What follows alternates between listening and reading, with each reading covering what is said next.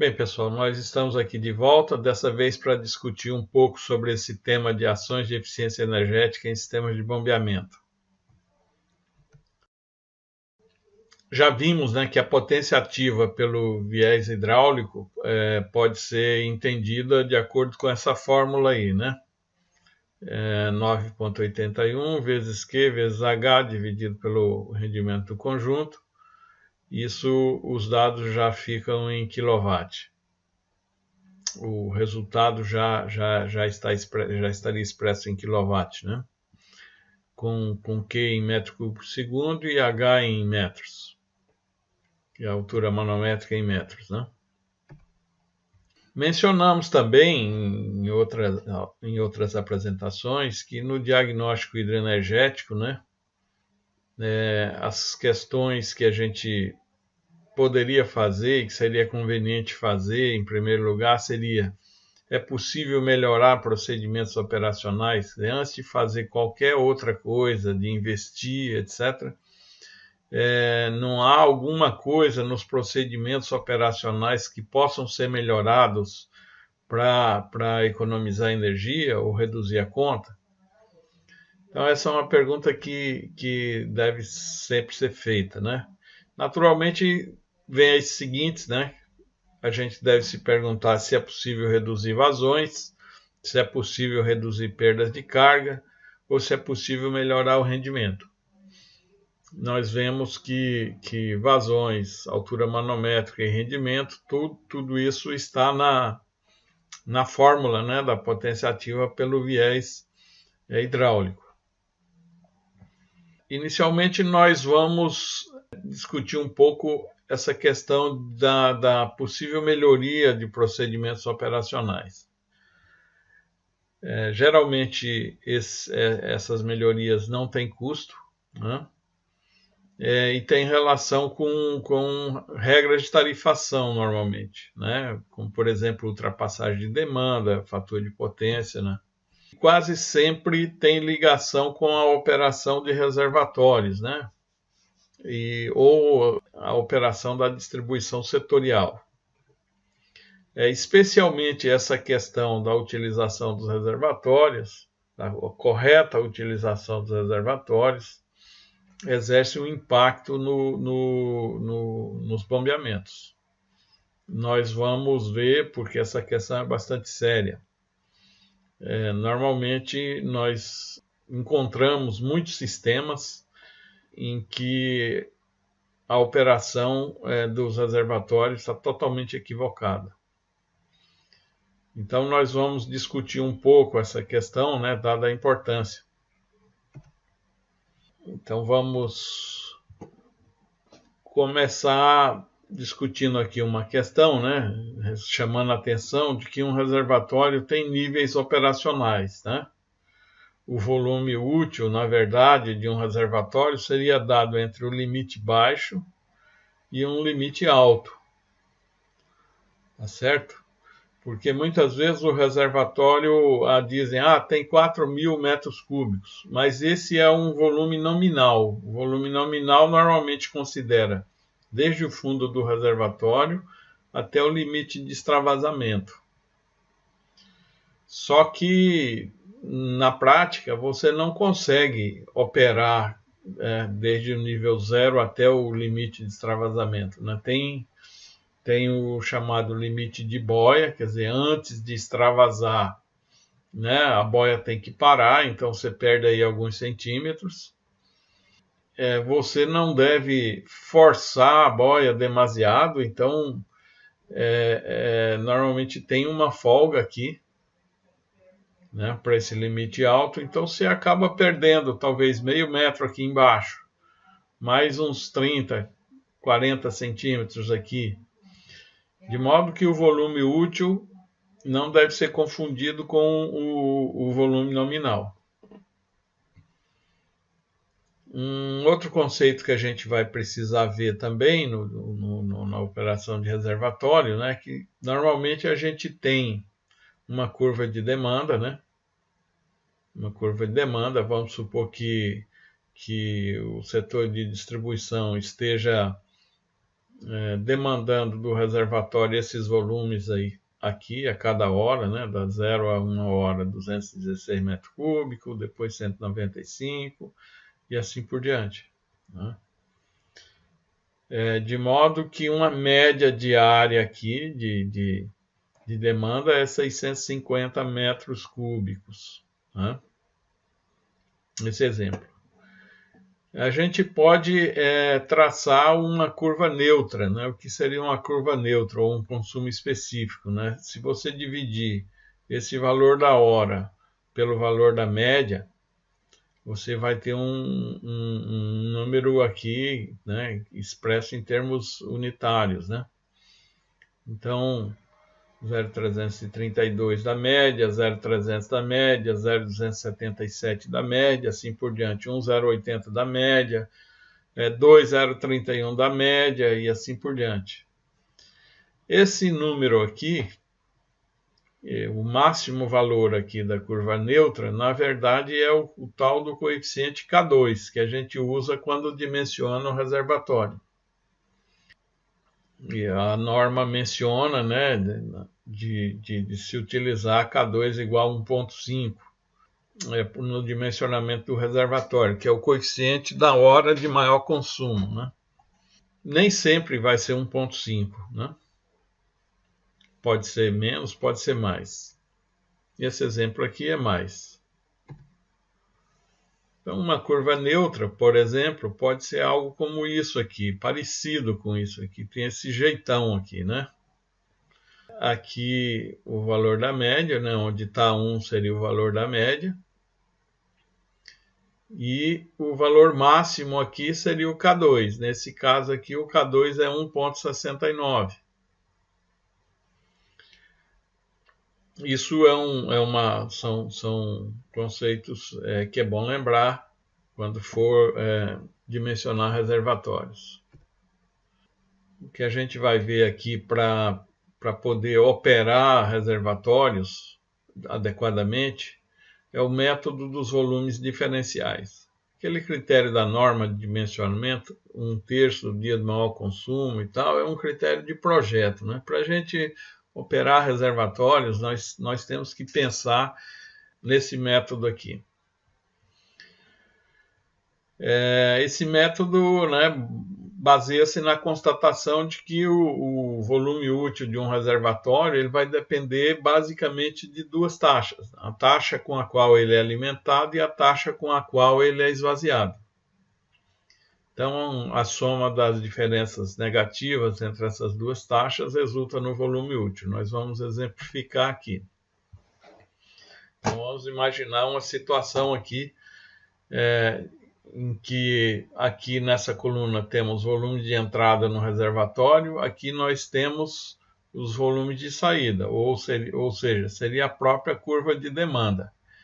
Obviamente que eu tenho que colocar dentro do reservatório um volume igual, ou pelo menos ligeiramente superior ao volume que sai. Então, nesse caso aqui, como exemplo didático, a gente fez igual.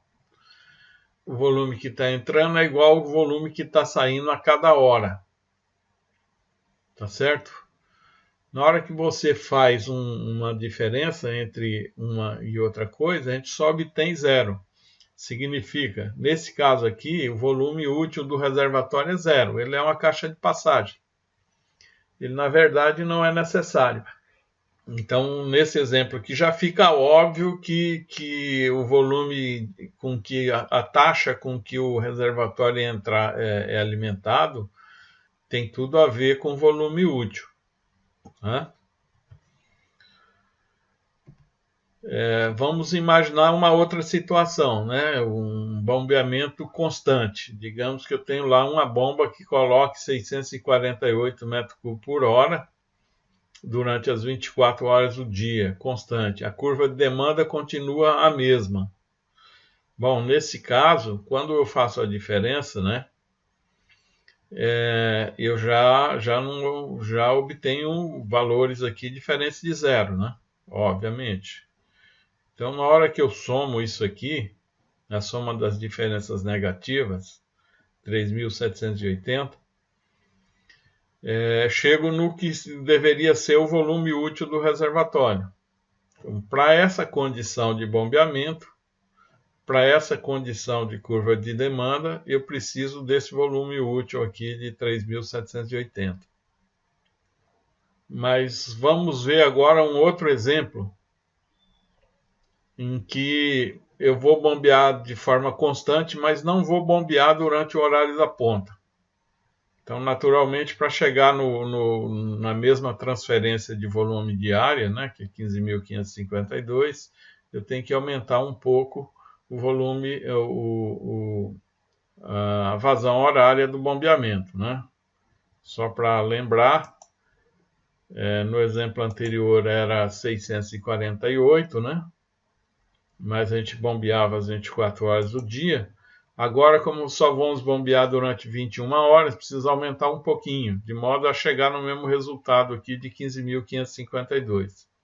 Quando a gente faz as diferenças aqui, a gente vê que o volume do reservatório subiu para 4.728 metros cúbicos.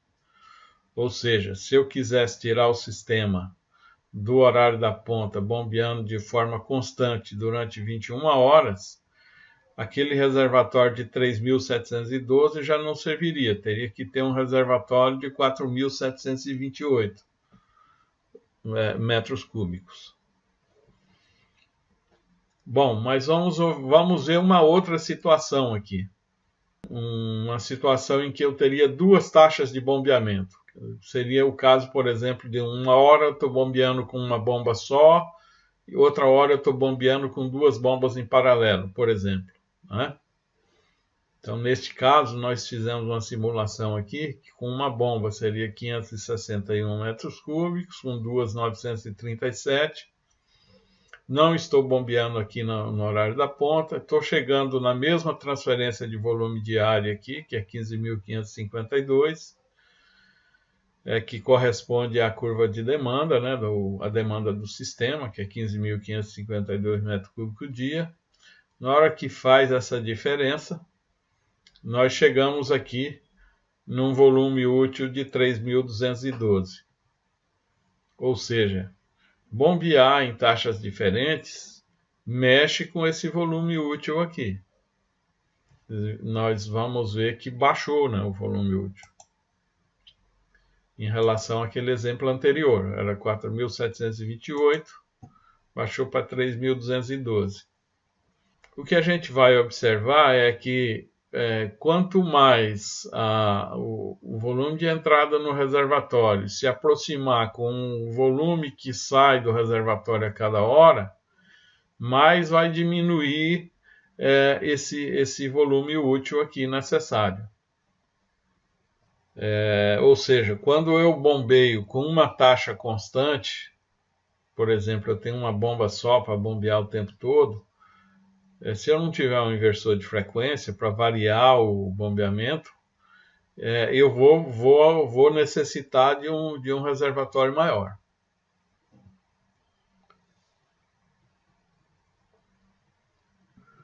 Bom, isso é só para compreender, né, que construir novos reservatórios sem dimensionamento nenhum, né, não é uma solução automática, né, para retirar a demanda de energia do horário da ponta, né.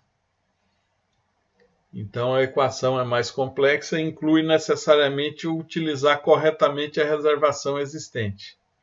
Utilizar corretamente significa você permitir que o reservatório varie entre um nível máximo e um mínimo ao longo do dia, coisa que nem sempre os operadores permitem. A gente vê muitos sistemas que têm uma operação baseada no nível do reservatório. Tal reservatório não pode baixar da metade, ou tal reservatório tem que ficar cheio o dia inteiro. Esse tipo de operação é uma operação que não considera a verdadeira função do reservatório, né? Porque o reservatório, a função dele é suprir as horas de maior consumo. Então, ele necessariamente tem que oscilar entre um nível máximo e um mínimo. Se ele não faz isso, ele não está cumprindo a sua função. ele acaba virando caixa de passagem, né? Se você não permite que o nível varie, né? Ele acaba se transformando uma caixa de passagem, ou seja, o volume útil dele fica tendendo a zero. Nós vamos ver aqui um exemplo de operação de reservatório, né? Em um diagnóstico hidroenergético que realizamos na Paraíba, onde constatamos que era possível tirar o sistema do horário da ponta simplesmente mudando a condição do bombeamento para o reservatório, sem fazer absolutamente nada, somente mudando os horários de bombeamento. Bem, pessoal, nós vamos ver aqui o exemplo, né, do sistema de bombeamento aí na Paraíba, onde foi possível tirar o sistema do horário da ponta sem tomar nenhuma ação, a não ser mudando os horários de bombeamento. Então, o sistema, esquematicamente, é isso aqui, né? São um reservatório apoiado de 2 células, então totalizando aqui 1.000 metros cúbicos e um reservatório elevado de 150 metros cúbicos, que bombeia que abastece uma zona alta. O sistema está operando só com 2 bombas, uma está desativada, então a 1 e a 3 que estão operando, e elas sempre operam em paralelo, ou seja, bombeia-se a uma taxa constante, né, durante um certo número de horas do dia. Nós vamos considerar no nosso estudo aqui que o reservatório elevado não vamos nem contar como reservação, vamos contar como se o reservatório elevado fosse um grande consumidor aqui, digamos, tirando água do reservatório apoiado.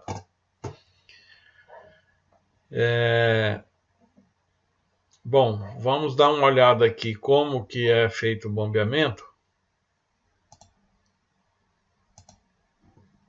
Aqui a gente tem os dados, né, durante o período de monitoramento, né, temos os conjuntos 1 e 3 aqui, nesses horários eles estão parados.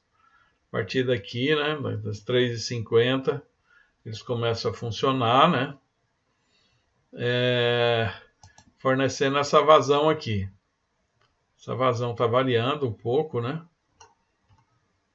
devido à condição de operação da elevatória, mas se a gente for olhar a média aqui, está bombeando em média 318 metros cúbicos por hora. Aqui está o nível do reservatório apoiado. E a potência que está sendo consumida está aqui do lado. A gente vai ver que no horário da ponta, esse aqui começou o horário da ponta, 18 horas, os conjuntos estão funcionando. Os conjuntos estão funcionando. Isso ocorre aqui de novo, está funcionando. Está azul aqui é o horário da ponta. Às vezes não funciona durante todo o horário da ponta, 1 hora e tal, 40 minutos, mas eles estão entrando na ponta. Como é que esse bombeamento está acontecendo? A gente pode ver aqui. Então, por exemplo, no dia 15, na terça-feira, né, aqui a gente tem a linha vermelha potência elétrica, que é vazão, né? A gente vê que bombeou aproximadamente entre as 4 e as 10, depois entre as 17 e pouco mais das 23. Ou seja, bombeou durante o horário da ponta aqui. No dia 16/7, bombeou de novo aqui, um pedacinho, uns 40 minutos durante o horário da ponta. No dia 17, também uns 40 minutos, só que desse lado de cá, já próximo das 21 horas. Aqui também a gente vê que o bombeamento aconteceu em 4 períodos, né? Um pouquinho aqui, depois um pouquinho aqui, outro pouquinho aqui. No dia 18, novamente, se entrou no horário da ponta, né? Um bombeamento aqui em 3 períodos. De novo aqui, no sábado. Bom, no sábado não tem problema porque não tem ponta, né? Mas se tivesse, teria entrado também. E no domingo não teria entrado, mas também o domingo não tem ponta. Na segunda entrou novamente. A gente vê por aqui que o sistema, a maneira como está funcionando os reservatórios está completamente irregular, né? Não tem um padrão, a gente não observa um padrão aqui, né? Então aqui a gente observa nesse gráfico aqui a gente vê o que aconteceu ao longo de 7 dias. Essa linha vermelha é o volume que está se acumulando no reservatório. Quando ela está na ascendente aqui, significa que o bombeamento está acontecendo, está acumulando água, né? Quando ele fica na horizontal, aqui essa linha fica na horizontal, significa que o bombeamento parou.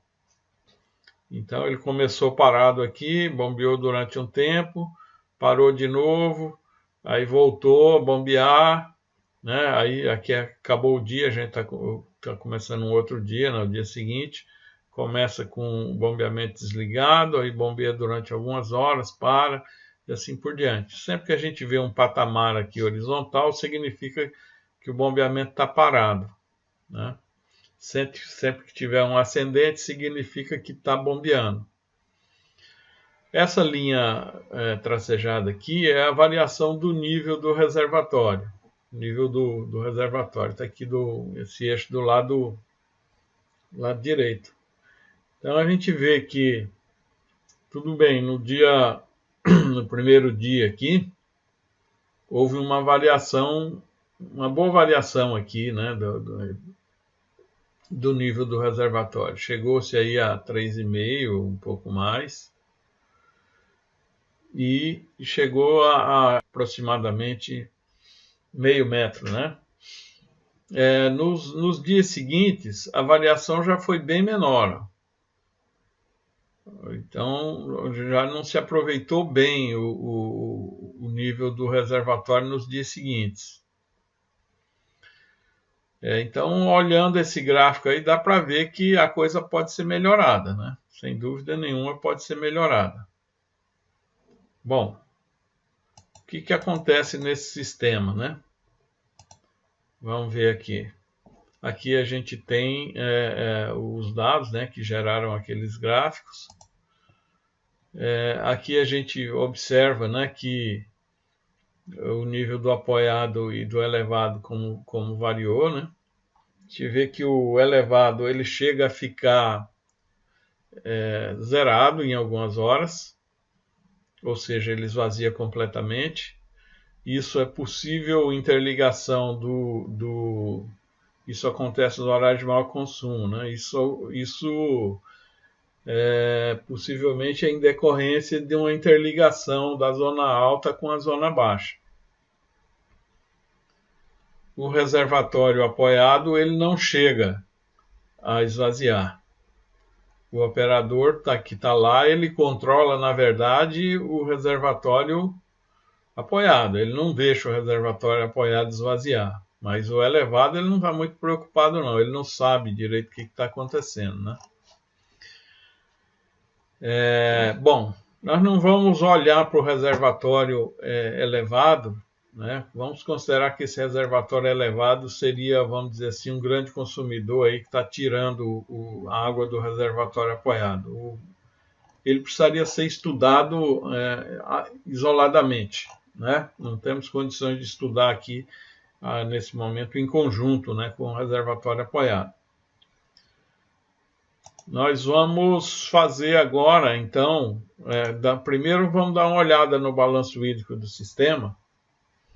O balanço hídrico do sistema a gente vê, tem aqui, né? E vemos então que a demanda está em 3.781 metros cúbicos por dia. Mas nessa demanda existe um nível muito elevado de perdas, né? As perdas são perdas reais de 503 litros por ligação por dia, e perda aparente chega a 271 litros por ligação por dia. Então, a gente pode dizer que o sistema está fora do controle, né? Os vazamentos estão fora do controle. Mas tudo bem, vamos considerar mesmo essa demanda aí exagerada. Ela poderia ser muito mais baixa. Por exemplo, se a gente reduzisse a perda para 200 litros por ligação por dia, que ainda é uma perda alta, né, a perda real, a demanda diária cairia aqui para 2.855 metros cúbicos dia. Bom, pessoal, dando sequência aí, vamos ver então como é que a gente poderia otimizar o bombeamento aí do sistema de bombeamento do Maria Andreasa. A gente observa aqui nesses gráficos que a quantidade de horas dia que funciona, né, atualmente é baixo, né? A gente já fez uma média aqui, está bombeando em média durante 12 horas por dia. Então isso corresponde também a um baixo fator de carga, né? E está bombeando a uma vazão de 318 metros cúbicos por hora em média, porque são as duas bombas em paralelo, a 1 e a 3. Nós verificamos que se bombeasse somente com a 1 ou somente com a 3, vamos ver onde é que está. Aqui, se a gente bombeasse somente com a 3, a gente poderia ter, por exemplo, 210 metros cúbicos por hora para uma potência aí de 111 kW. 111 kW, aproximadamente 150 cavalos. O motor aguentaria. O motor da 3. Bombear isso aqui. Bom, a 1 está numa condição pior, porque está bombeando 126, está com a eficiência muito baixa. Então a 1 não seria conveniente talvez botar ela em funcionamento sozinha, mas a 3 está com um rendimento um pouco melhor, a gente poderia fazer isso. Então o que a gente vai fazer, na verdade, é uma simulação aqui, considerando que a gente poderia bombear ora com a 3, ora com a 1 e a 3 juntas. Somente para ver se a gente conseguiria tirar o sistema do horário da ponta, né, modificando a quantidade de horas de bombeamento. Aqui nessa planilhinha, onde a gente pode fazer uma simulação, né, do sistema de bombeamento e reservação, aqui a gente parte com um volume inicial do reservatório. Aqui, nesse colorido aqui vermelho e esse tom mais fraco de vermelho também, a gente está assinalando quais conjuntos que estão operando e com que vazão. Então, por exemplo, aqui, às 3 horas da manhã, estou ligando a 3 com 210 metros cúbicos por hora. Um pouco antes das 9, estou ligando a 1 e a 3 juntas para bombear 318, né? E assim por diante. Aqui é o volume acumulado no reservatório, partindo desse volume inicial aqui, considerando 200 metros cúbicos. E aqui a curva de demanda. Nessa hipótese aqui, o volume de reservação útil necessário seria 1.005. Nós temos nominal 1.000. Estou considerando que útil seja 900 metros cúbicos. Embora a gente esteja um pouco abaixo, a gente pode ver que é possível tirar o sistema do horário de ponta bombeando nessa configuração aqui. Se vocês olharem, a gente está bombeando aqui 18 horas dia, né? Então deixamos de bombear 3 horas do horário da ponta, mais 3 horas aqui de meia-noite às 3, que são as horas onde se consome menos. E depois estou bombeando com uma ou com duas bombas. Se a gente olhar aqui o nível do reservatório, como é que vai ficar? O grau de enchimento do reservatório para o volume útil existente. Ele vai variar aqui desde próximo do limite mínimo, né? Chegamos aqui, deixa eu ver qual que é a pior situação, 3,2%. Ou seja, a gente chega bem próximo do limite mínimo e chegamos até próximo dos 90% de enchimento. Ou seja, a gente bota o reservatório realmente para trabalhar quase tudo que ele pode, né? Nem sempre a gente consegue realmente fazer o máximo aproveitamento do reservatório, porque isso depende do tipo de bombeamento que a gente tem. Mas aqui a gente vê que seria possível fazer a entrega de água necessária, né? A gente está considerando que é 4.452 metros cúbicos no dia de maior consumo, né? Obviamente que para o dia de os dias de menores consumos é mais fácil ainda fazer esse arranjo, porque diminui, né, diminui a necessidade de reservação, e dessa forma a gente conclui que gastando menos energia, porque em parte nós vamos estar bombeando com uma bomba só, e não duas, e não entrando no horário da ponta, ou seja, já se consegue fazer uma boa economia aí na conta de energia, a gente consegue entregar a água necessária para o reservatório, mesmo sem entrar no horário da ponta e sem fazer nada ainda na elevatória em termos de melhorar a eficiência dos motores, das bombas, etc., né?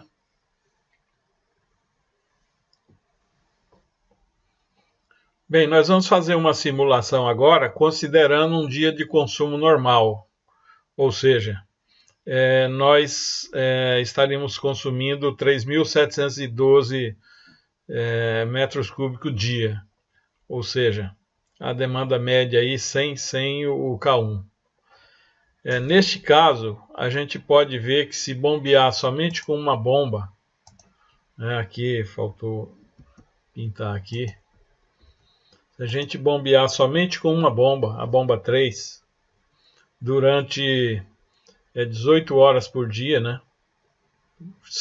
Saímos do horário da ponta e somente com uma bomba a gente consegue fazer a entrega de água necessária para um dia normal. Né? Chegamos aqui a 3.780, está um pouquinho mais que 3.712, significa que essa hora aqui, possivelmente, uma dessas horas não precisaria bombear a hora cheia, pode bombear um pouco menos. Nessa simulação a gente chega a um volume útil necessário de 980, nós temos 900, está um pouco menos, mas ainda assim é suficiente, porque se a gente for olhar aqui a variação do nível do reservatório, a gente vê que atingimos aqui um mínimo de 2,3%, quer dizer, a gente chega bem perto do limite mínimo do reservatório, que não é o zero do reservatório, nós estamos falando do limite mínimo, que a gente define aí, geralmente meio metro, né? Antes de chegar no fundo. E chegamos a utilizar 92% do reservatório. Então, chegamos bem próximo do limite alto. Ou seja, estamos usando bem o reservatório. Conseguimos, portanto, sair do horário da ponta e bombear numa configuração que consome muito menos energia. Porque estamos bombeando com uma bomba só, né? Portanto, as perdas de carga reduzem, né? Ao invés de bombear 12 horas por dia, estou bombeando durante 18 horas por dia. Ou seja, transfira o mesmo volume com uma vazão horária menor. Fazendo o quê? Fazendo apenas uma melhoria do procedimento operacional. Então, esse aqui é um belo caso, né, que exemplifica isso que nós estamos falando, de que é preciso planejar e pensar o uso dos reservatórios, dos bombeamentos e dos reservatórios. Não é uma equação simples, mantenha o nível do reservatório em X. Não é assim. Isso não faz muito sentido, né? Então, pessoal, resumindo, né, nesse exemplo, o que nós fizemos foi, com melhoria do procedimento operacional, conseguimos várias coisas. Conseguimos tirar o sistema do horário da ponta, conseguimos reduzir a vazão bombeada, né, consequentemente reduzindo perda de carga na adutora,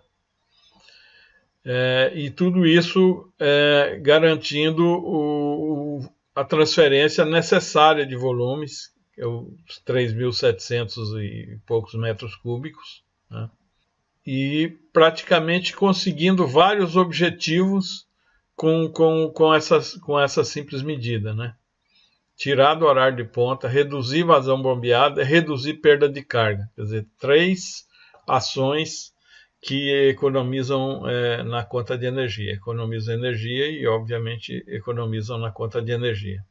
Eu fico me perguntando quantos reservatórios, sistemas de bombeamento e reservação, né, setorial, estariam numa condição semelhante e que, portanto, com simples análise e melhoria dos procedimentos operacionais, quanta energia poderia ser economizada. Vamos fazer agora esse cálculo de quanta energia poderia ser economizada no caso dessa melhoria operacional da elevatória. Vamos trazer para cá, nessa tabelinha, sem melhorar o rendimento, o consumo de energia a cada hora, né? São 111 kW, como já vimos. Então trouxe para cá, exatamente nos mesmos horários que o conjunto 3 está funcionando.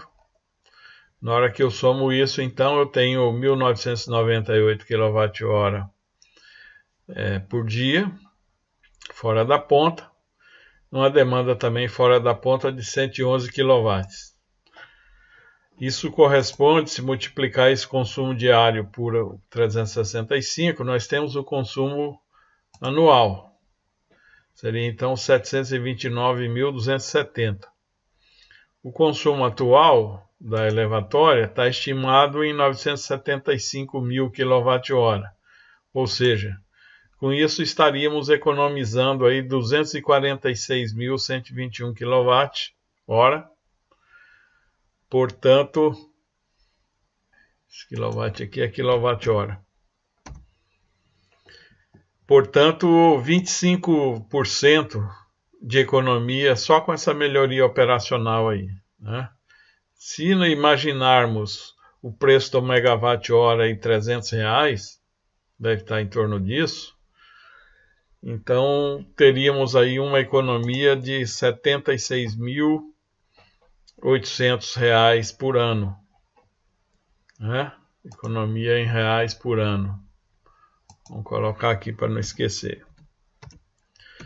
Bom, mas isso não mexemos em nada no conjunto motobomba. Nós sabemos que o conjunto motobomba que está lá, ele tem uma eficiência muito baixa, né? Ele está com 48% de eficiência. Nós poderíamos pensar em trocar os conjuntos motobomba para colocar conjuntos com eficiência melhor. Por exemplo, 48, em vez de 48%, poderíamos pensar em eficiência de 75%. Então, nesse caso, nós teríamos aqui, simplesmente multipliquei, né, esse 111, 0,48 dividido por 0,75. Posso fazer isso porque existe uma relação inversamente proporcional, né, entre a potência e a eficiência do conjunto. Então, nesse caso, passaríamos a ter aí 1.278 kWh por dia, com 71 kW de demanda fora da ponta. Então, o consumo anual cairia aqui para 466 mil. Então, a diferença para 975, eu já economizaria 508.658 kW, que é mais de 50%, né, do consumo atual. Isso aí, se colocasse isso em megawatt-hora e multiplicando por R$300, com o preço do megawatt-hora, chegaria numa economia de R$153 mil praticamente por ano. É bastante dinheiro. Sem contar que poderíamos pensar ainda em redução de perdas de carga na adutora. Se não me engano, nesse caso aqui é preciso estrangular o registro para limitar a corrente do motor, porque a bomba está superdimensionada. Então, se a gente colocasse uma bomba correta, poderia inclusive reduzir ainda mais isso aqui. Esse ganho poderia ainda ser maior. Esse é um exemplo de como que a gente pode melhorar as coisas.